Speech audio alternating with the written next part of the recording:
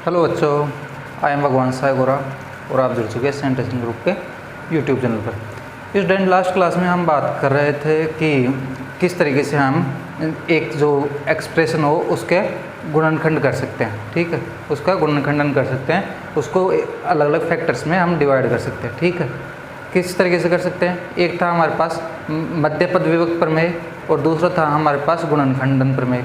ठीक है, तो हम दोनों को यूज़ करके किस तरीके से यहाँ पर गुणनखंडन करेंगे वो देखते हैं। कुछ क्वेश्चन हमने वहाँ प्रैक्टिस किए थे, आज हम उसको डिटेल में और डिस्कस करते हैं। वहाँ पर हमने केवल बेसिक्स उसका डिस्कस किया था। अभी देखो डिटेल में डिस्कशन के लिए देखो पहले क्या होगा।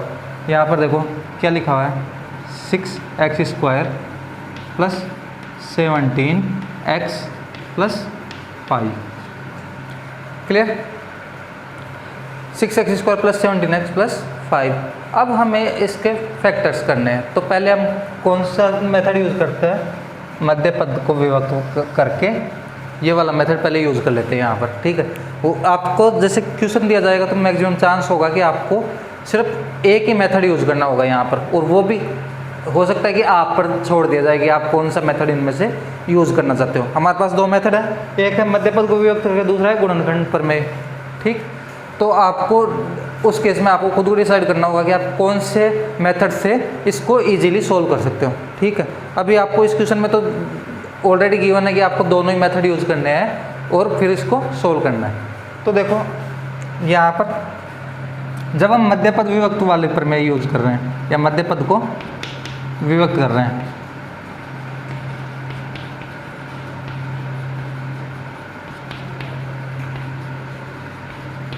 तो मध्य पद को विभक्त करने का मतलब इस मिड टर्म को या जो मध्य पद है इसको हमें दो अलग अलग पार्ट्स में ब्रेक करना होता है। ये हम लास्ट क्लास में डिस्कस कर चुके हैं। तो यहाँ पर देखो कि इसको विभक्त करना हो तो किस तरीके से किया जाए। तो पहले हमने ये देखा था कि a और c अगर इस फॉर्म में हो, ax² + bx + c, तो जो b के जो पार्ट्स होंगे, जैसे कुछ भी हो, मान लो p और q, अगर ये p और q है तो फिर वो इन दोनों का मल्टीप्लिकेशन किसके इक्वल होगा? a और c के मल्टीप्लिकेशन के। ये हम डिस्कस कर चुके थे। ठीक है, इसको दोबारा बताने की ज़रूरत है नहीं। तो यहाँ पर देखो कि a और c को अगर हम मल्टीप्लाई करते हैं, यानी कि 6 और 5 को मल्टीप्लाई करते हैं, तो हमें क्या देखने को मिलता है? 30। यहाँ पर साइन का स्पेशली ध्यान रखना, अगर यहाँ पर माइनस होता तो वो -30 होता, अगर दोनों जगह माइनस होता तो फिर वो +30 होता। ठीक है, तो साइन को हमेशा साथ में रखना है। ठीक, कितना होना चाहिए? 30, यानी कि 17 के जो पार्ट्स होंगे उनका मल्टीप्लिकेशन कितना होना चाहिए? 30, वो भी कौन से साइन के साथ? पॉजिटिव साइन के साथ। ठीक, अब देखो 17 को हम पहले बात तो क्या है, ब्रेक करेंगे तो हमेशा या तो पॉजिटिव में ब्रेक कर सकते हैं या फिर पॉजिटिव और नेगेटिव नंबर में, और उसमें भी पॉजिटिव वाला नंबर फिर क्या होगा? बड़ा होगा। यानी कि हम इसको या तो ऐसे लिख सकते हैं 18 - 1 या फिर 15 + 2, इस तरीके से। ठीक, और भी काफ़ी सारे आप इस तरीके से बता सकते हो कि 19 - 2, 16 + 1, कैसे कोई भी हो सकते हैं नंबर। ठीक, लेकिन वो या तो पॉजिटिव के होंगे या एक पॉजिटिव का होगा, एक नेगेटिव का होगा। लेकिन यहाँ पर देखा जाए तो ये जो नंबर आएगा 30, जो 30 आ रहा है, तो वो किस से आ रहा है? पॉजिटिव और पॉजिटिव से। ठीक है, इसका मतलब यहाँ पर भी हमें क्या लेना होगा? पॉजिटिव। हो सकता है ये नेगेटिव से भी आ सकता था, नहीं आ सकता था, क्योंकि नेगेटिव को मल्टीप्लाई करोगे तो क्या होगा? एक पॉजिटिव नंबर ही मिलेगा। हमें इस 30 को ऑब्जर्व करना है कि ये किससे आ सकता है, ये वाले साइन नहीं देखने।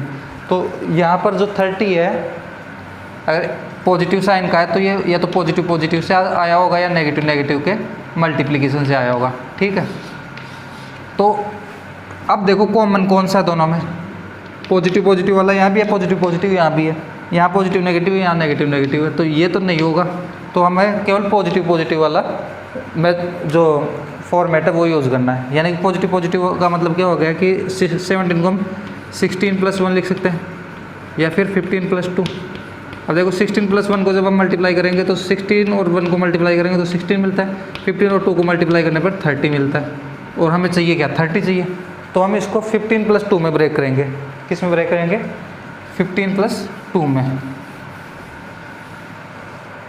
तो कुछ इस तरीके से 6x² + 15x + 2x + 5। अब देखो यहाँ पर कॉमन लेना शुरू करो। यहाँ पर क्या कॉमन ले सकते हो? इन दोनों में x तो है ही, तो हम पहले x कॉमन ले लेते हैं। फिर देखो ये जो 6 है वो किसी नंबर से डिवाइड हो रहा है, 2 से हो सकता है, 3 से हो सकता है, और 15 है वो भी 3 से डिवाइड हो सकता है, यानी कि दोनों नंबर 3 से डिवाइड हो सकते हैं। तो देखो तो यहाँ पर हमने 3 भी कॉमन ले लिया, तो यहाँ पर क्या बचेगा 2 और x, और यहाँ पर बचेगा 5। और यहाँ पर देखो इन दोनों में कोई भी नंबर कॉमन नहीं है, यानी कोई भी ये दोनों नंबर किसी भी नंबर के किसी भी सिमिलर नंबर से डिवाइड नहीं हो सकते, ना ये 2 से हो सकते, ना 3 से हो सकते, ना 4 से हो सकते। तो यहाँ पे हमने क्या ले लिया? 1 बाहर ले लिया, तो 2x + 5। ठीक है, 1 से डिवाइड हो सकते हैं दोनों, इसके अलावा किसी नंबर से डिवाइड नहीं हो सकते। यहाँ पर देखो 3x, यहाँ पर देखो इसमें 2x + 5 कॉमन है, इसमें 2x + 5, तो 2x + 5 यहाँ पर हमने कॉमन लिया, तो यहाँ पर क्या बचेगा 3x + 1। ये तो हो गया आपका फर्स्ट मेथड, जहाँ पर आप मिड टर्म को डिवाइड कर रहे हो, यानी मध्य पद को हम क्या कर रहे हैं? विभक्त कर रहे हैं। काफ़ी आसान हो गया। अब देखते क्या गुणनखंडन वाला इससे आसान है या हार्ड, थोड़ा सा टफ है। ठीक है, तो ये ज़रूरी नहीं है कि आपका मतलब अगर इस क्वेश्चन में मान लो ऐसा हो गया कि ये वाला टफ हो गया और जो गुणनखंड प्रमेय वाला है वो आसान हो गया, तो वो हर क्वेश्चन के लिए ही ऐसा होगा कि गुणनखंड वाला हर क्वेश्चन के लिए ही टफ होगा। ठीक है, तो ये चीज़ ध्यान में रखनी है आपको। हो सकता है कि यहाँ पर जो मेथड टफ है वो दूसरे क्वेश्चन के लिए ईजी हो।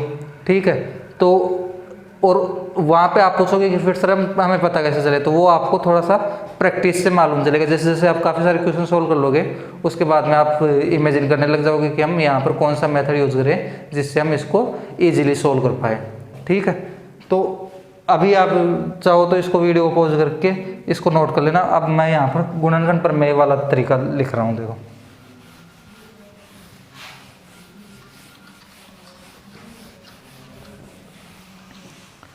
तो गुणनखंड प्रमेय में क्या होता है, ये आपको मालूम होना चाहिए कि गुणनखंड प्रमेय में हमें पहले ही हम ये देख लेते हैं कि इसके गुणनखंड क्या क्या हो सकते हैं। और गुणनखंड क्या क्या हो सकते हैं ये देखने के लिए हमें ये मालूम होना चाहिए कि जो आपका जो भी एक्सप्रेशन लिखा हुआ है वो x - a, x - b कुछ ऐसी फॉर्म में होना चाहिए।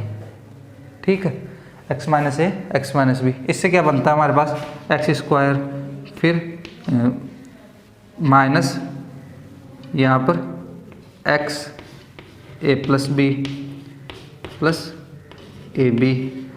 तो ये फिर से देखोगे तो आप ये कुछ ये वाली मतलब सिचुएशन हो गई x² + lx + m वाली। ठीक है, यहाँ साइन की बात, ये वाले साइन की बात नहीं कर रहा अभी, अदरवाइज ये वाली फॉर्म में बन रही है। तो हमें इस फॉर्म में बनाना होता है। और ऐसा करने पर देखो यहाँ पर आप कोई भी नंबर लोगे, मान लो यहाँ पर और यहाँ पर अगर नंबर सेम हो जाए किसी रीज़न से, मान लो जैसे यहाँ पर ऑलरेडी जैसे मान लो 5 लिखा हुआ होता तो 5 माइनस, अब यहाँ पर जैसे आप 5 लिख दोगे तो ये क्या बन जाएगा 0। तो ये कंप्लीट टर्म क्या हो जाएगी 0, यानी कि इनमें से इन दोनों फैक्टर्स में से अगर एक भी फैक्टर 0 हो रहा है तो कंप्लीट जो आपका रिजल्ट होगा वो 0 हो जाएगा। यानी कि हमें क्या फाइंड करना है, यहाँ पर शून्यक फाइंड करने हैं। ठीक है, शून्यक फाइंड करते ही हमें मालूम होगा कि हम उसके फैक्टर कर सकते हैं। फैक्टर जो भी होंगे वो हमेशा शून्यक रखते हैं, ये हमें पहले से मालूम है। तो हमें शून्यक देखने हैं यहाँ पर कि शून्यक कौन से होंगे। और शून्यक देखने का तरीका क्या है, शून्यक देखने का तरीका है कि जो कांस्टेंट टर्म है उसके फैक्टर्स, उसके जो भी फैक्टर्स होंगे, यानी जैसे मान लो कांस्टेंट टर्म का एक फैक्टर मान लो 5 और एक 1। ठीक, तो अगर ये रखने इनमें से कोई एक रखें हम 5 और 1 में से, तो जिस पर जो एक्सप्रेशन है उसकी वैल्यू 0 हो जाए वो क्या होगा, उसके लिए एक शून्य होगा, और शून्य x माइनस ए एक्स माइनस बी की फॉर्म में लिखी देंगे।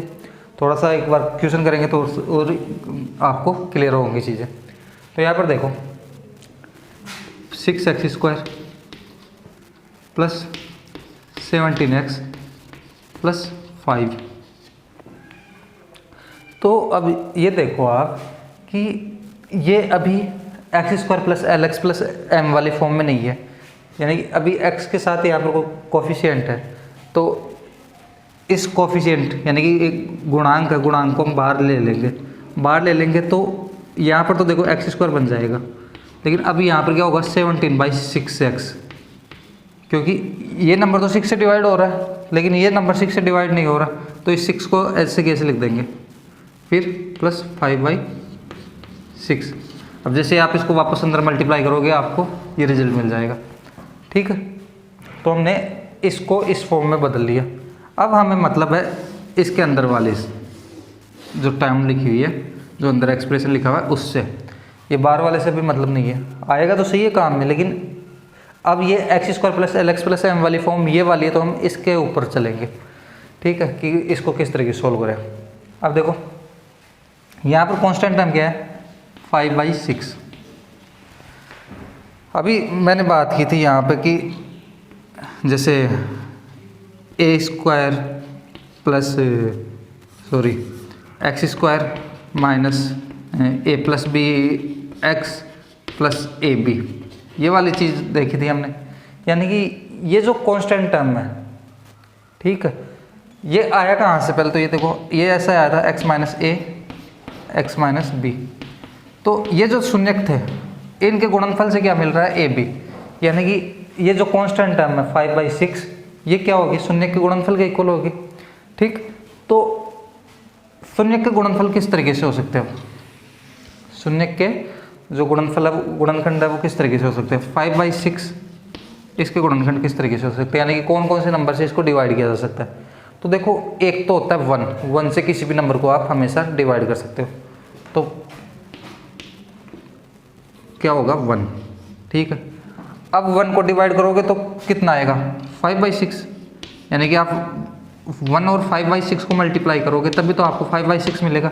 यानी कि एक तो तरीका ये है कि आप 1 और 5/6 में इसको ब्रेक कर लो। ठीक है, दूसरा तरीका क्या है कि आप ये देखो कि अब 5/6 और कौन कौन से नंबर से डिवाइड हो सकता है, तो आप 5 और 6 के अलग अलग फैक्टर कर लो।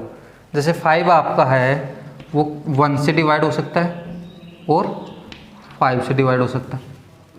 ठीक है, लेकिन आपका जो 6 है वो 1 से डिवाइड हो सकता है, 2 से डिवाइड हो सकता है, 3 से डिवाइड हो सकता है और 6 से तो डिवाइड हो ही सकता है। ठीक, अब यहाँ पर देखो कि पेयर के कौन कौन से पेयर बन सकते हैं, या तो 1/1 1/1 जो कि ये 1 आ ही गया, 1/2 क्या बन सकता है 1/2, 1/3 और 1/6। इसके अलावा क्या बन सकता है 5/1, 5/1 का मतलब 5 केवल। ठीक, 5/2,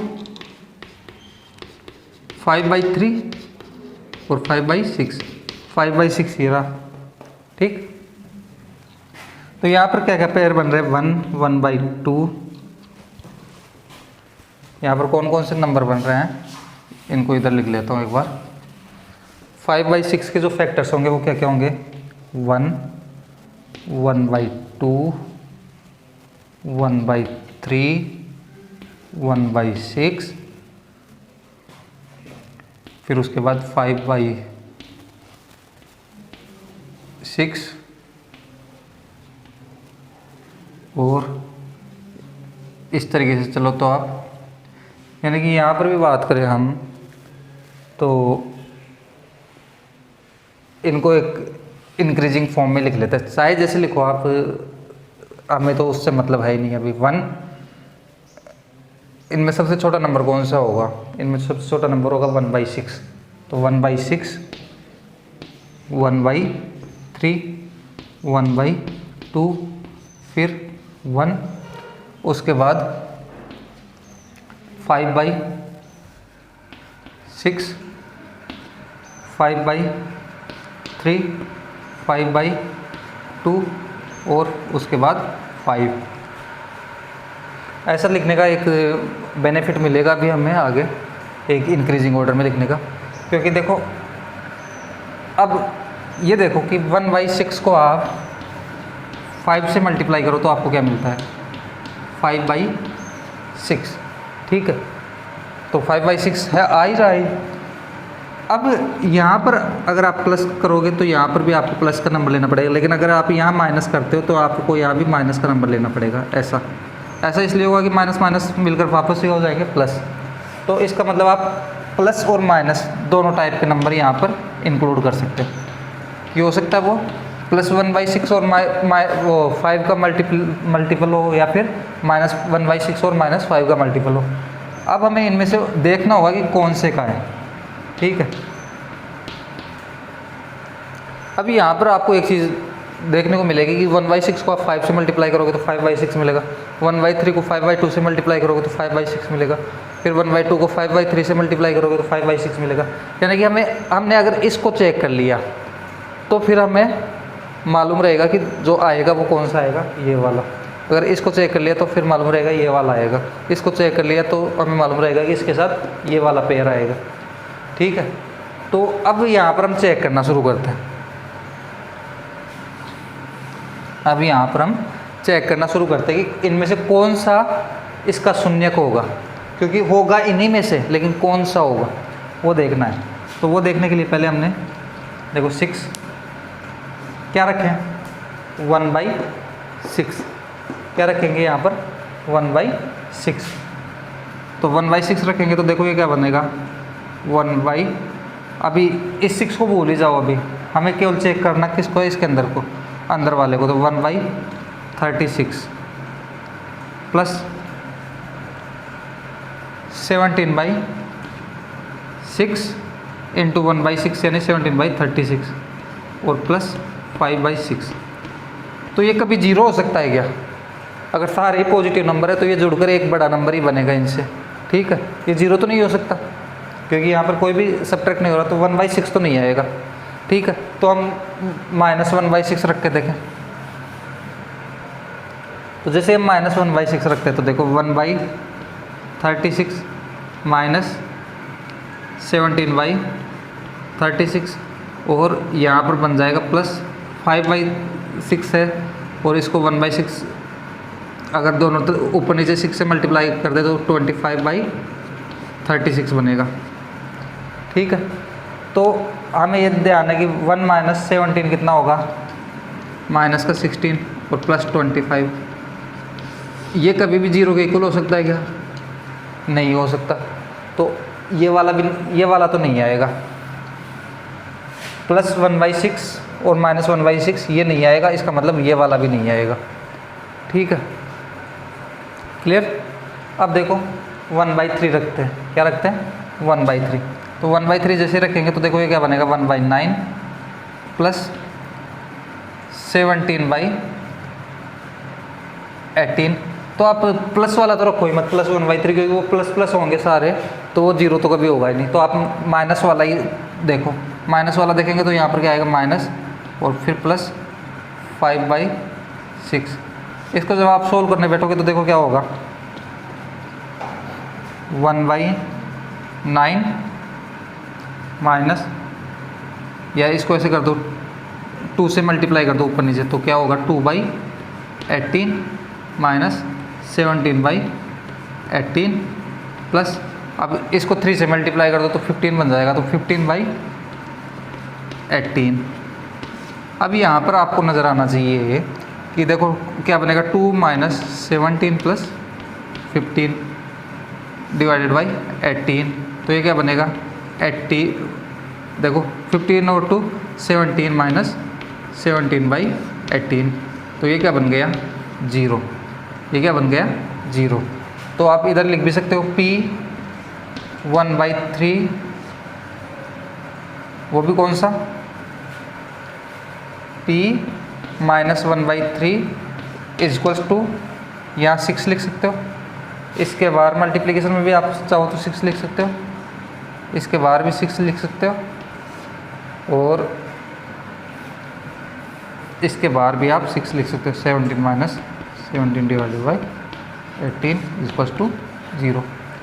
ठीक है, यानी कि p माइनस 1/3 पर ये क्या हो रहा है 0। इसका मतलब माइनस 1/3 क्या हो गया, एक शून्य को हो गया। क्या हो गया, एक शून्य को हो गया। तो माइनस 1/3 के साथ कौन सा आएगा यहाँ पर आएगा -5/2, -5/2 और -1/3, क्योंकि इनका मल्टीप्लिकेशन किसके इक्वल होगा, 5/6 के। ठीक है, तो दोनों शून्य के मिल गए हमें, दोनों शून्य का हमें मिल गए। अब देखो दोनों शून्य के मिल गए तो हम क्या लिखते हैं, x माइनस a और x माइनस b। तो हमारे पास ये जो वैल्यू है वो तो किसकी आ गई, a की, ये आ गई किसकी, b की। तो ये रख दो यहाँ पर, ये जैसे रखेंगे यहाँ पर, तो x माइनस 1/3 x माइनस 5 कितना है 2, और ये 6 से तो क्या है मल्टीप्लाई तो है ही, 6 जो ये मल्टीप्लिकेशन में वो तो आएगा ही। उसके अलावा x माइनस -1/3 x माइनस 5/2। अब देखो ये क्या होगा, माइनस माइनस मल्टीप्लाई होकर प्लस, यहाँ पर भी माइनस माइनस मल्टीप्लाई होकर प्लस। तो क्या बनेगा, यहाँ पर ये 6 x प्लस 1/3 और यहाँ पर x plus 5/2। Clear, x plus 1/3 x plus 5/2। अब देखो यहाँ पर एलसीएम ले लो तो क्या बनेगा, 3x प्लस 1/3, और यहाँ एलसीएम लोगे तो क्या बनेगा, 2x प्लस 5/2। ठीक है, अब देखो 3 को 2 से मल्टीप्लाई करोगे तो क्या होगा, 6 होगा, या आप इस तरीके से कैंसिल कर सकते हो, 3 2 टाइम्स 6, 2 से 2 कैंसिल, तो बन गया क्या, 3x प्लस 1 और 2x प्लस 5। तो आपने यहाँ पर ऑब्जर्व किया होगा कि अभी जो रिजल्ट आया था पहले वो भी क्या आ रहा था, 3x प्लस 1 और 2x प्लस 5। कौन से मेथड से, मध्य पद को विभक्त करके। अब हमने क्या किया, गुणनखंड प्रमेय यूज़ किया, और उससे भी हमें जो रिजल्ट मिल रहा है वो क्या मिल रहा है, 3x प्लस 1 2x प्लस 5। तो रिजल्ट आपका हमेशा सिमिलर रहेगा, बस आपको मेथड का ध्यान रखना कि आपको मेथड कौन सा यूज़ करना है। अभी यहाँ पर आपने ऑब्जर्व किया होगा तो आपको लगा होगा कि जो मेथड पहले वाला मतलब इससे पहले यानी मध्य पद को विभक्त करके जो किया था वो वाला मेथड इस क्वेश्चन के लिए ज़्यादा अच्छा था। किस जगह पर, अगर हम यहाँ पर गुणनखंड प्रमेय यूज़ करते हैं तो। ठीक है, तो एक बार चाहो तो और समझ लो आप इसको कि क्या करना है हमें। यहाँ पर हमें पहले ये जो 6x² प्लस 17x प्लस 5 इसको हमें इस फॉर्म में कन्वर्ट करना है। कौन से में, x² plus lx plus m। ठीक है, यानी कि हमें यहाँ पर कुल मिलाकर क्या करना है कि जो फर्स्ट वाली जो टर्म है वहाँ पर हमें x² की टर्म बनानी है। उसके लिए हमने क्या किया, 6 को यहाँ से बाहर ले लिया। 6 को बाहर लेंगे तो वो 6 सब जगह से बाहर आएगा, क्योंकि जब आप इसको मल्टीप्लाई करते हो तो वो सबसे मल्टीप्लाई होता है, तो 6 से 6 कैंसिल होगा, 6 से 6 कैंसिल होगा।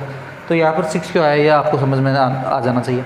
अब जो 5/6 है हम उसी के फैक्टर क्यों देखते हैं, क्योंकि उसके फैक्टर इसलिए देखते हैं, जैसे अभी मैंने बात की यहाँ पर आप इसको मल्टीप्लाई करो तो एक टर्म क्या बनेगी, AB। ठीक है, एक टर्म क्या बनेगी, AB। वो क्या है, कांस्टेंट टर्म है, यानी कि उस AB के फैक्टर करोगे तो वो A और B में डिवाइड होंगे। और ये जो A और B है वो शून्यक है। शून्यक का मतलब ये इसकी वैल्यू को क्या कर देते हैं, 0 बना देते हैं। ठीक है, तो शून्यक से जो रिमाइंडर मिलता है हमें वो 0 मिलता है। इसका मतलब वो उसका उससे कम्प्लीटली डिवाइड है। कम्प्लीटली डिवाइड होने का मतलब वो उसका एक गुणनखंड है, फैक्टर है। ठीक है, तो यहाँ पर हमने इस वजह से ये शून्यक वाली चीज़ काम में ली। ये हमें पहले शून्यक फाइंड करना है। शून्यक से हम बता सकते हैं कि फैक्टर क्या होंगे। फैक्टर अगर हम x माइनस ए x माइनस बी की फॉर्म में लिख दें तो वो उसके फैक्टर हो जाएंगे। तो इस चीज़ के लिए हमने पहले इसके फैक्टर्स किए। अब फैक्टर्स क्या क्या हो सकते हैं, 5/6 के फैक्टर्स क्या क्या हो सकते हैं, ये सभी फैक्टर्स हो सकते हैं। क्यों हो सकते हैं, क्योंकि जो 5 है ऊपर उसके 1 और 5 हो सकते हैं, और जो 6 है उसके 1 2 3 और 6 हो सकते हैं। अब आप इस नंबर के साथ एक बार सभी को लिख लो, एक बार इस नंबर के साथ आप सभी को लिख लो, तो ये वाले मिलेंगे।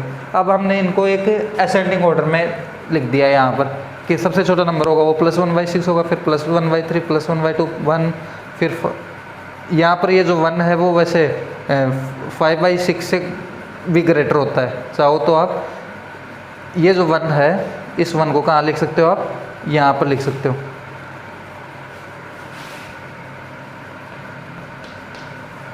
ठीक है, तो यहाँ पे आपको नज़र भी आएगा कि जैसे आप यहाँ पर क्या आएगा, उस वजह से यहाँ पर आएगा ±5 इन दोनों नंबर को आप मल्टीप्लाई करोगे तो आपको 5/6 मिल जाएगा। ठीक है, तो ये असेंडिंग ऑर्डर हो गया। असेंडिंग ऑर्डर में लिखने के बाद हम चेक करना शुरू करते हैं। उससे क्या होगा कि जो स्टार्टिंग वाला है वो लास्ट वाले से मल्टीप्लाई होगा, तो हमें जो रिजल्ट मिलेगा वो जिसके हमने फैक्टर किया उसके इक्वल मिलेगा। जैसे 1/6 को हम 5 से मल्टीप्लाई करेंगे तो 5/6 मिलेगा, 1/3 को 5/2 से, फिर 1/2 को 5/3 से, और 5/6 को 1 से मल्टीप्लाई करेंगे तो हमें 5/6 मिलेगा। तो हमें एक ही चेक करना होगा, हमें दूसरे वाला चेक करने की ज़रूरत नहीं है, तो हम इजीली बता सकते हैं। इसलिए हमने असेंडिंग ऑर्डर में लिखा।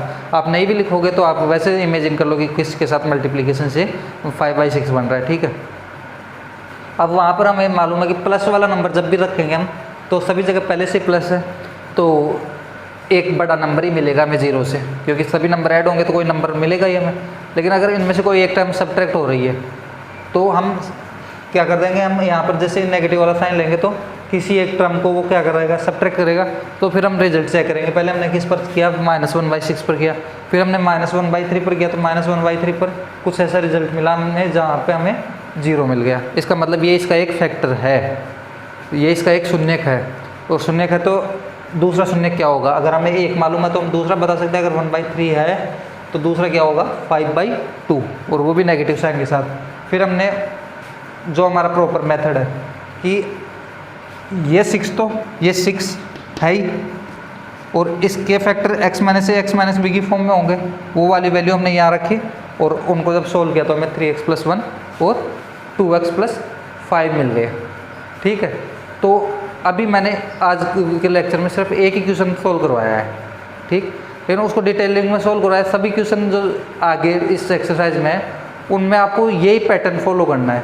अब आपसे जितने क्वेश्चन वहाँ पर सोल्व हो पाते हैं वो आप सोल्व करना, जो क्वेश्चन नहीं सोल्व हो पाते वो बताना, किसी भी मीडियम के थ्रू आप कांटेक्ट करके बताना कि सर इस क्वेश्चन में हमें यहाँ पर डाउट है। आप या तो एक बार इसको वीडियो में फिर से मेंशन कर दो, या फिर आप डायरेक्ट कॉल करके, और कॉल पर ही मैं आपको हिंट दे दूंगा कि आपको इस तरीके से आपको इसको सोल्व करना है। ठीक है, तो अगर आप नहीं इंटरेक्ट करके बताओगे तो फिर मैं क्या करूँगा कि कुछ क्वेश्चन जो मेरे अकॉर्डिंग जो मुझे लगेंगे कि ये आपसे नहीं हो पाएंगे उनको सोल्व करवाऊँगा, और जो रिमेनिंग क्वेश्चन है उनको छोड़ दूँगा कि आपने वो सोल्व कर लिए होंगे। ठीक है, तो आप ज़रूर बताना कि आपको किस क्वेश्चन में कहाँ पर डाउट है। हम मिलते हैं नेक्स्ट क्लास में, तब तक के लिए ओके एंड गुड बाय।